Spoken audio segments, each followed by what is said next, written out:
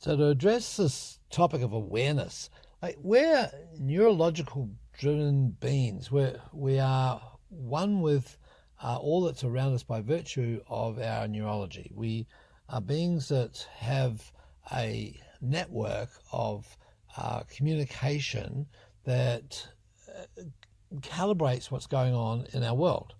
Now, within this then, we're constantly feeding out to and receiving from our environment. And that is really the process of awareness. It's a process of noticing what is going on. And we need this as a survival mechanism for a human being.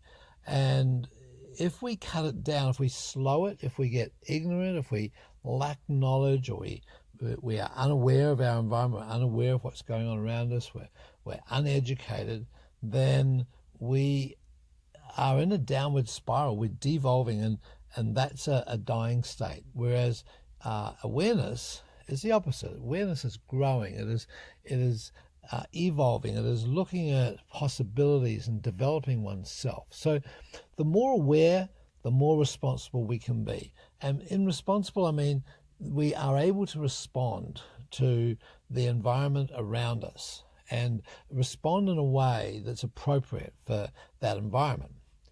So let's explore what it is that drives awareness relative to the innate model. This is a place where those who suspect they're innately wise, brilliant and powerful come to learn how to transform their lives, one cognition, one realization, and one blinding flash of the obvious at a time. We are the innovators, the record breakers, the world makers and creators of all kinds. We supersede the suppressive worldview of mass ignorance and awaken the strength within. We are waking up to our innate secrets. My name is Dr. Mark Postles, and welcome to the In8 Secrets podcast. So we're sensory beings, and with our 5 senses or 6 senses and maybe even more, we are able to be conscious. We're able to be acquainted with that's around us and within us. And this is about being informed. It's about having information that is workable, that then produces knowledge and wisdom as we appraise our world, as we become cognizant of or mindful of the world around us. So this level of sensibility and familiarity with what we have around us is the essence of awareness. And it allows us to be alive and to be awake and to be alert. So the way the environment plays out within us is that it affects our perceptions. Our perceptions affect our environment. So in other words, when we have a certain environment happening, say it's just cold, if we put a meaning to that coldness, it changes the effect of the coldness on our body.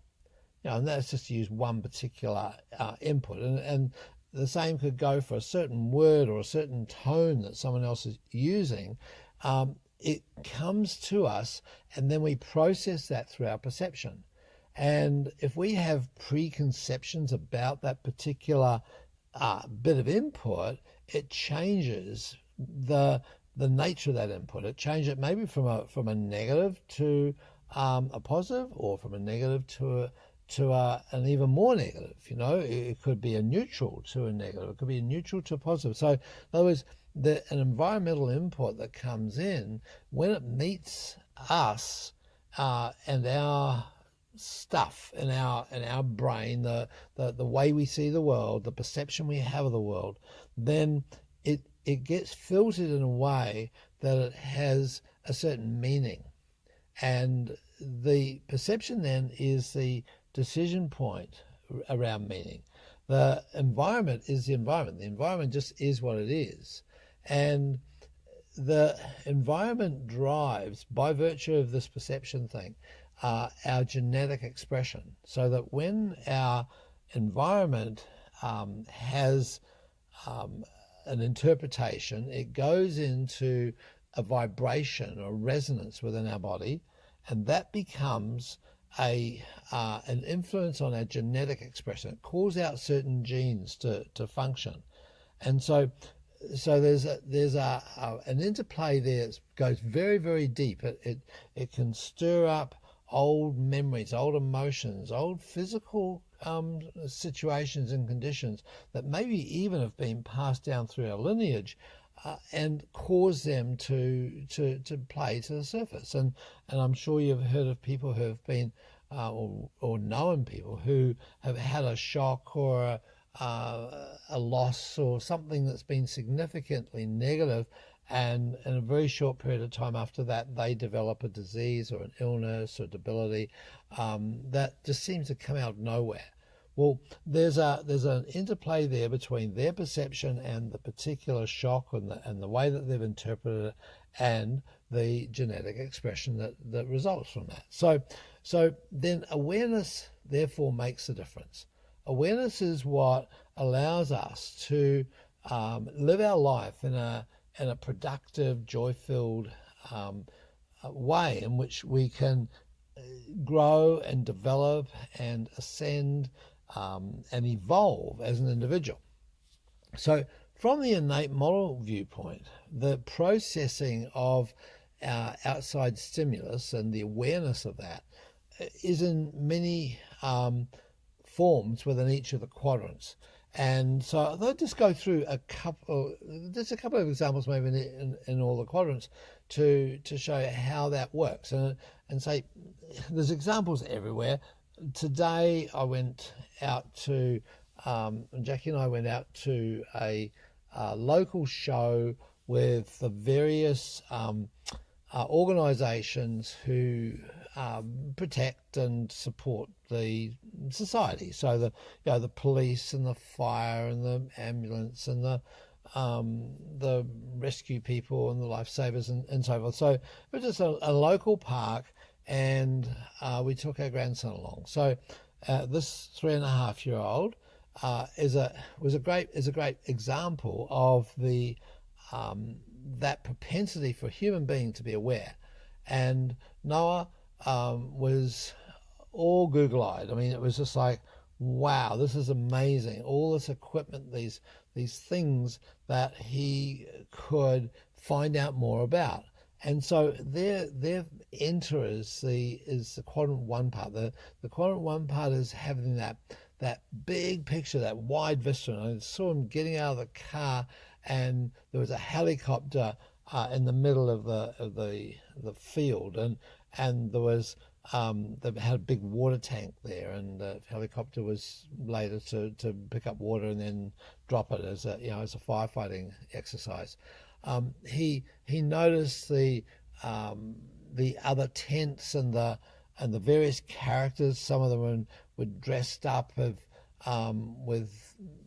Australian styling. There was a platypus and there was a kangaroo and so forth, and he was aware of that almost right from the get-go. I didn't even see that. It was just like, but he took a scan. I think it's important that we recognize bigger picture context before we go into the detail. And this is a quadrant one part of our brain.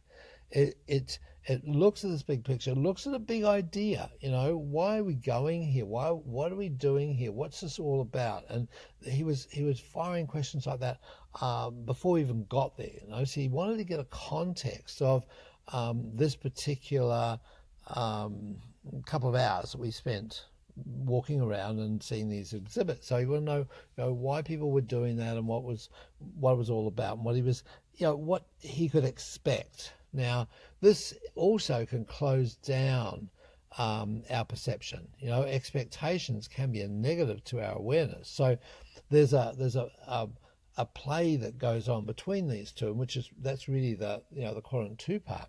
So within the quadrant one, it's like, what are your outcomes? What are you wanting from this? And an awareness of an outcome then drives the experience to a large degree. So consider this when you're entering any sort of engagement with anything really, but say it's with people, what's the outcome? You're going into a shop to get a certain item. What's the outcome? Is it simply just to get that item and go, or is it to experience the environment, to be aware of the environment, and to be aware of what else is possible within that environment? So that's all the quadrant one part, and we all do it. We do it to some more and some less, but we all do it regardless. So be aware of how you do it, how you do that quadrant one part. Then we take that information and we start to look at the detail. And it wasn't long before Noah was driving down into the infinitely tiny detail around, the rotors on the helicopter, and the buckety thing that was underneath, and how that opened and let the water out, and looking at the way that the water would be sucked up through this big hose when the helicopter was above the pond, and looking at the details of the pilots' helmets. And so he started to see difference in the different aspects that we then started to look into. So things like a fire truck, and he noticed that there was an orange box with an extension coming out one side, and he calculated that must be a chainsaw box. That's where the chainsaw is, and things that I didn't even notice. It was like tiny detail but very accurate. And even the fact that the ground was wet in certain places, he was noticing that and commenting on it. It was like he actually started to do stuff with it as well, in terms of squelching, and then suggesting maybe he should have bought his gumboots and so forth. But the point being on this is the quadrant two part drives into detail from the big picture. And so, we tend not to be too productive if we're in big picture all the time. The detail's needed, and within the detail is incredible wisdom and incredible knowledge. So it's this is where we make the distinctions about life. And so from there, Noah then went into the quadrant three part, where he started to adapt his energy and his behaviors to the current item that was being presented, or the current area we were observing. And in this context then, he took on the role of whatever it was that we were visiting at the time. So they had like a police car there, which the kids could sit in, so he sat in this police car and he became a policeman, and he went right into state on it.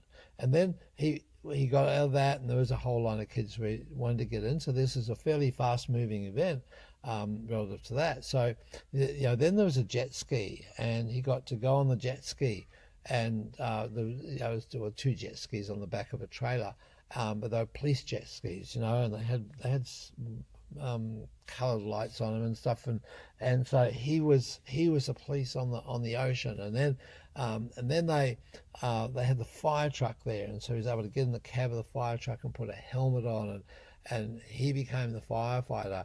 So the roles were very, very strong that he took on instantly. The police motorbike, they were allowed to sit on the back of that and drive it, or pretend to drive it. So it was a very quick state change from the various roles that he was engaging in. So the point on this is that the energy that we have and we bring to it through our behaviors is the juice that we suck out of a given event.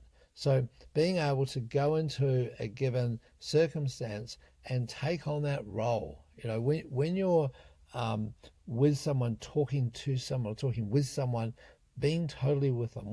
When you're playing tennis or golf, being totally present with that. When you're relaxing, being totally present with that. Not thinking about other things.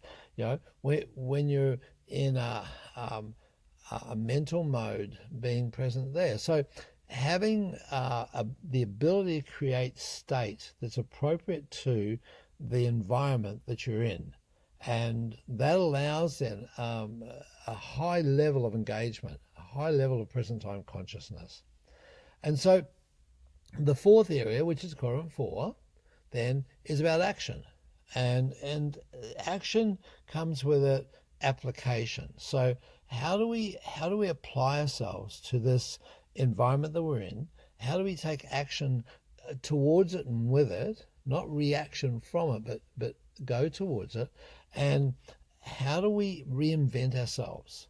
So reinvention is about being curious and being willing to take things apart and try something different. And in many respects, and in Noah's case particularly, I mean, children do this so well. I'm sure you've seen this, where the kids are just curious and they're mischievous. They look for ways in which they can reinvent something to be something different, and they try and make something of it, and they usually have fun doing it too. So when we got home from this couple of hours at the local park, and we watched the helicopter take off and come in and suck water out of this big pond and take it out and drop it in the middle of the football field and come back and grab some more. And it was like things came together for him. I got photos of him with his eyes a goggle, and he had hands over his ears because it was really loud. But it's just this look of awe on his face, total engagement with what was going on there. With his helicopter. And so we get home and he's talk all the way home in terms of debriefing what he'd been through and the things that he could do as a result of that. And so he couldn't wait to jump out of the car, and we have a trailer in our little side parking area in our front of our house, a boat trailer, and he jumped out of that, and because he'd seen some guys using a winch in a rescue sort of mock operation at this show, and so he went straight for the winch on the trailer, and he pulled it out and he hooked it to the car, and then he starts winding the winch to, in his view, he was going to pull the car across to the trailer. Obviously, there's certain differences in weight and strength that would not make that possible, and he ended up pulling the trailer towards the car. But the point is that he took what he'd seen and he had to apply it. There was this drive, and this is a human drive to grow and to expand and to find something that hasn't been discovered before by oneself, and build upon one's repertoire of behaviours and one's thirst for living and thirst for growing. So really, the take-home message of this is, look, be aware of things. Be aware of everything that's going on around you, and always respond towards stuff. So there's a choice at any point in time. We can react away from something. So in other words, an environmental stimuli, or someone says something or does something, we can react to that and be victim of it, or we can respond towards it. We can lean into it and seek more information, seek clarification, seek data, seek an understanding, which then allows us to pop to a new level. And this is really, I guess the key of this is sucking the juice out of life. Just being aware of what life is bringing us, and without judgment, simply accepting it and working with it, flowing with it. Obviously, there's care for survival and protection, but willing to push ourselves to engage, so that then, and we do get hurt from time to time. We're vulnerable. We open ourselves up in this context, but it's so fruitful. There's so much joy to be had in opening up and engaging rather than closing down and shrinking. So be aware of awareness, and there's the peace and quiet of meditation, which is a really powerful way of being aware, and be aware within everyday activities. We're driving the car, talking to someone, doing your job, playing a sport, whatever activity you're doing. Be aware Be aware of the big picture, the details. Be aware of your engagement and your role in it, your persona when you're in it, and look at how you can change it, how you can make it even better or even different, or make it fun and make it into something that is going to lead to something else, because that generates that quadrant 1 part again once you do that quadrant 4. So anyway, get into it, have fun with it, and I'll catch you in our next discussion. Let us show you how to fire your brain in ways that serve you so that you can be confident, connected, and bring joy and passion into what you do every day. Get a free copy of my book, The Innate Model. Go to theinnatemodel.com/free book.